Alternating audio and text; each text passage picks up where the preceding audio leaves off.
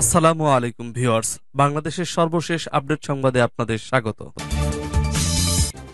জানিয়ে দিব আমাদের হাতে থাকা সর্বশেষ গুরুত্বপূর্ণ আপডেট বাংলা সংবাদ। নারায়ণগঞ্জে শেখ হাসিনা ও শামীম ওসমানের নামে হত্যা মামলা। জানিয়ে দিব ছাত্র আন্দোলনের গুলিতে শিক্ষার্থী নিহত মামলা না নেওয়ার মধ্যরাতে লালবাগ থানা ঘেরাও। আরো জানিয়ে দিব পিলখানা হত্যাকাণ্ড মামলায় পূর্ণ তদন্তের আবেদন করতে পারেন আসামিরা। এবং আরো জানিয়ে দিব আতঙ্কে সেই পুলিশ কর্মকর্তারা যারা আওয়ামী লীগের দলবাজ হিসেবে চিহ্নিত। এবং সর্বশেষ জানিয়ে দেব শেখ হাসিনার উপর চাপ প্রয়োগ বন্ধ করতে যুক্তরাষ্ট্রের সঙ্গে লবিং ভারতের। শুনছিলেন সংবাদ শিরোনাম, এরপর বিস্তারিত। তার আগে অনুরোধ থাকবে, ভিডিওটি যদি ভালো লেগে থাকে ভিডিওটিতে একটি লাইক এবং কমেন্ট করে জানিয়ে দিন ভিডিও সম্পর্কে আপনার মূল্যবান মতামত, এবং আরো কমেন্ট করে জানিয়ে দিন ভিডিওটি আপনি কোথা থেকে দেখছেন এবং শুনছেন। নারায়ণগঞ্জে শেখ হাসিনা ও শামীম ওসমানের নামে হত্যা মামলা।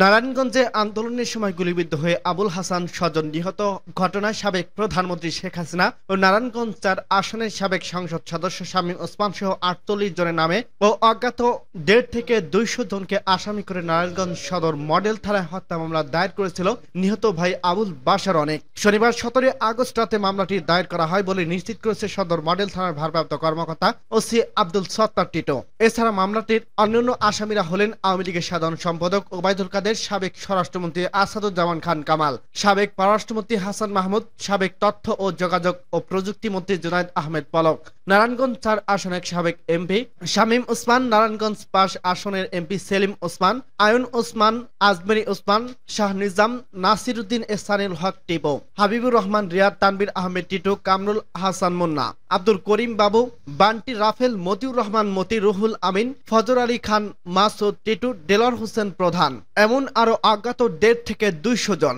মামলায় বাদী অনেক উল্লেখ করেন, ৩ আগস্ট বিকেলে শেখ হাসিনা সহ শীর্ষ নেতা ও মন্ত্রীদের নির্দেশে সন্ত্রাসী বাহিনী নিয়ে দেশীয় অস্ত্র এবং আধুনিক অস্ত্র নিয়ে শহরে মহড়া দিতে থাকে ও ফাঁকা গুলি ছুটতে থাকেন।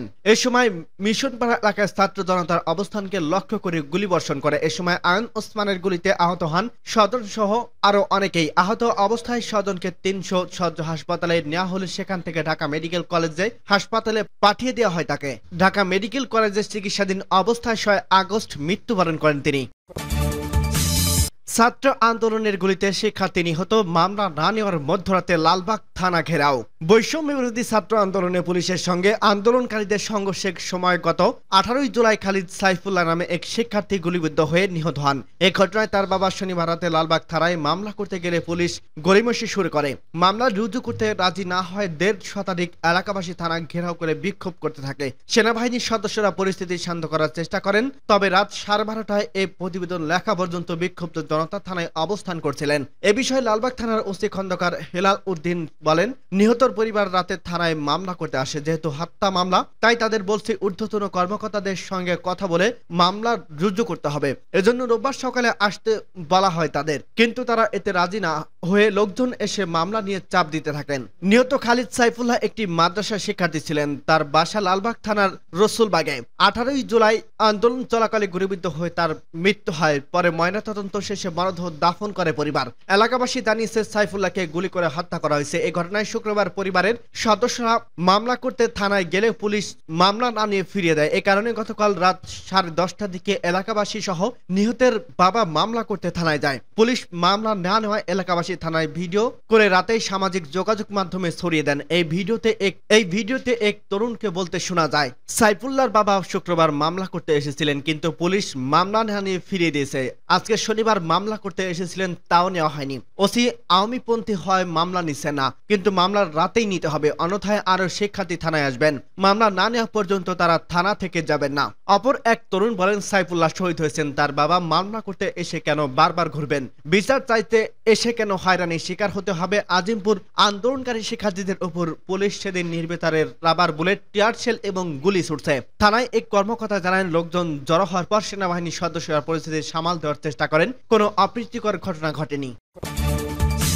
পিলখানা হত্যাকাণ্ডে মামলায় পূর্ণ তদন্তের আবেদন করতে পারবেন আসামিরা। আওয়ামী লীগের আমলে এক করা হত্যাকাণ্ড মামলা চূড়ান্ত নিষ্পত্তির অপেক্ষায়। দেড় দশক আগে তৎকালীন বিডিআরের সদর দপ্তরের পিলখানায় সংঘটিত হয়েছিল নরকীয় হত্যাযজ্ঞ। ওই দিন ব্রাশ ফায়ার করে নির্মমভাবে হত্যা করা হয় বিডিআরের মহাপরিচালক সহ 57 সেনা কর্মকর্তাকে। নৃশংস ওই হত্যাকাণ্ডের ঘটনায় করা মামলার বিচারের 2টি ধাপ সম্পূর্ণ হলেও 3য় ধাপের বিচার এখনো শুরু হয়নি। এই প্রসঙ্গে আসামি পক্ষের কৌশলী অ্যাডভোকেট এম আমিনুল ইসলাম বলেন, যে কোনো পর্যায়ে মামলার পূর্ণ তদন্ত করার সুযোগ রয়েছে। আমরা আসামি পক্ষ বিভিন্ন সময় বলে আসছি যে এই হত্যাকাণ্ডের সুস্থ তদন্ত হয়নি। ভিকটিমের স্বজনরা সংবাদ সম্মেলন করে যে দাবি করছেন তার মধ্য দিয়ে আমাদের দাবির সত্যতা প্রমাণিত হয়েছে। তিনি বলেন, বর্তমান পরিস্থিতিতে আসামিরা মামলাটি পূর্ণ তদন্তের জন্য হয়তো আদালতে আবেদন করতে পারবেন। অতিরিক্ত অ্যাটর্নি জেনারেল ব্যারিস্টার অনিক আর হক বলেন, আমরা সবেমাত্র দায়িত্ব নিয়েছি। আপিল শুনানির বিষয়টি অ্যাটর্নি জেনারেলের সঙ্গে আলোচনা করে আমাদের সিদ্ধান্ত নিতে হবে। এর আগে কোনো কিছুই বলা সম্ভব নয়। গত ফেব্রুয়ারি মাসে অ্যাটর্নি জেনারেল কার্যালয় থেকে বলা হয়েছিল যে ওই সময় আপিল বিভাগের পর্যাপ্ত সংখ্যক বিচারক নেই। বিচারক নিয়োগের পর বিশেষ বেঞ্চ গঠন করে দেওয়া হবে, তখন ওই হত্যা মামলার আপিল শুনানি সম্ভব হবে। 2009 সালে 25 ও 26 ফেব্রুয়ারি বিদ্রোহের নামে পিলখানার সেনা কর্মকর্তাদের মুখমণ্ডল সহ শরীরের বিভিন্ন স্থানে ক্ষত বিক্ষত করা হয় বেইনেট দিয়ে খুঁচিয়ে খুঁচিয়ে। লাশ বিকৃতির পর নিহতর ইউনিফর্ম ভেস্ট খুলে ফেলা হয় যাতে ভবিষ্যৎ সেনা কর্মকর্তাদের মৃতদেহ শনাক্ত করা না যায়। সুরত হাল রিপোর্ট এবং ময়নাতদন্ত রিপোর্ট বিডিআর জওয়ানদের এমন নৃশংসতার চিত্র ফুটে ওঠে যা স্থান পেয়েছে উচ্চ আদালতের রায়ের পাতায় পাতায়। আপিলের চূড়ান্ত নিষ্পত্তি হতে কেন বিলম্ব? হত্যা মামলার বিচার 2013 সালে শেষ করে ঢাকা মহানগর দায়রা জজ নিম্ন আদালতে মৃত্যুদণ্ডপ্রাপ্ত 152 বিডিআর জওয়ানের থ্রেড রেফারেন্স ও যাবজ্জীবন সহ বিভিন্ন মেয়াদ দণ্ডিত আসামিদের আপিল 2017 সালে নিষ্পত্তি করে হাইকোর্টের বৃহত্তম বেঞ্চ। 2020 সালে জানুয়ারি মাসে 29,000 পৃষ্ঠার আপিলের রায় প্রকাশ করে হাইকোর্ট। আতঙ্কে সেই পুলিশ কর্মকর্তারা যারা দলবাজ হিসেবে চিহ্নিত। শেখ হাসিনা সরকারের আমলে টানা 15 বছর পুলিশ বাহিনী মহাক্ষমতায় থাকা অতি দলবাজ হিসেবে চিহ্নিত কর্মকর্তাদের মধ্যে আতঙ্ক দেখা দিয়েছে। চাকরি হারানো ছাড়া মামলা, গ্রেপ্তার ও জনরোষার ভয়ে রয়েছেন তারা। এমন পরিস্থিতিতে গত বৃহস্পতিবার সব পুলিশ সদস্যকে কাজে যোগ দিতে বলা হলেও চিহ্নিত বেশ কিছু কর্মকর্তাকে কর্মস্থলে দেখা যায়নি। সংশ্লিষ্ট সূত্র জানায়, শেখ হাসিনা সরকারের পতনের দিন শেষ সময় পর্যন্ত এসব কর্মকর্তারা কেউ কেউ অতি উৎসাহী ভূমিকায় ছিলেন। ছাত্র জনতা ঠেকাতে মাঠ পুলিশকে নানা নির্দেশনা দিচ্ছিল। তবে 5 আগস্ট দুপুরের পর শেখ হাসিনা প্রধানমন্ত্রীর পদ থেকে পদত্যাগ করে দেশ ছাড়ার খবরে তারা আত্মগোপনে চলে যান। এরপর থানাগুলোর জনরোষা পড়লেও থানা পুলিশ নিজেদের আত্মরক্ষায় কোথাও কোথাও 5 আগস্ট রাতেও গুলি ছুটতে থাকেন। পুলিশ সূত্রে বলছে, দলবাদ এসব কর্মকর্তার বিরুদ্ধে অন্তর্বর্তীকালীন সরকার কঠোর ব্যবস্থা নিতে শুরু করছে। এরই মধ্যে পুলিশের বিশেষ শাখা এসবি প্রধান ও অতিরিক্ত আইজিপি মনিরুল ইসলাম ও ঢাকা মহানগর পুলিশ কমিশনার হাবিব রহমানকে চাকরিচ্যুত এবং বাধ্যতামূলক অবসর করা হয়েছে।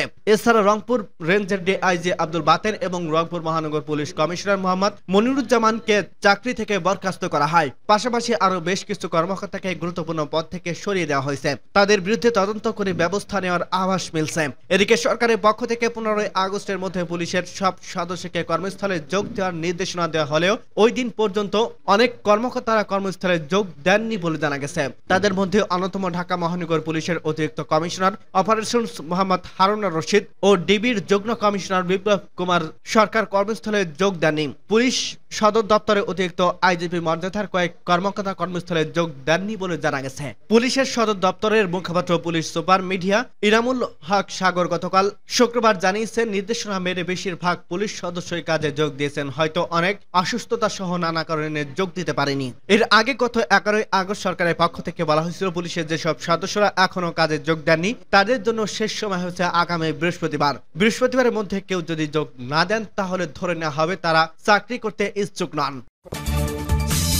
শেখ হাসিনার উপর চাপ প্রয়োগ বন্ধ করতে যুক্তরাষ্ট্রের সঙ্গে লাভিং ভারতের। সম্প্রতি মার্কিন সংবাদ মাধ্যম ওয়াশিংটন পোস্টের একটি প্রতিবেদনে মার্কিন ও ভারতীয় কর্মকর্তাদের উদ্ধৃতি দিয়ে বলা হয়, বাংলাদেশের রাজনৈতিক উত্তেজনা বাড়ায় শেখ হাসিনা ক্ষমতাচ্যুত করার আগে যুক্তরাষ্ট্রকে বাংলাদেশ ইস্যুতে স্থিতিশীল প্রদর্শন করার উপর চাপ দিয়েছিল ভারত। ওয়াশিংটন পোস্ট জানিয়েছে, একের পর এক বৈঠক ভারতীয় কর্মকর্তারা দাবি করেন যে বাংলাদেশ নিয়ে যুক্তরাজ্য যেমন তাদের গণতন্ত্রপন্থী বক্তব্য কমিয়ে দেয়, যদি যদিও একটি উন্মুক্ত নির্বাচনের মাধ্যমে বিরোধিতা ক্ষমতায় এসে তাহলে বাংলাদেশে ইসলামপন্থী গোষ্ঠীগুলোর প্রজনন ক্ষেত্রে পরিণত হবে।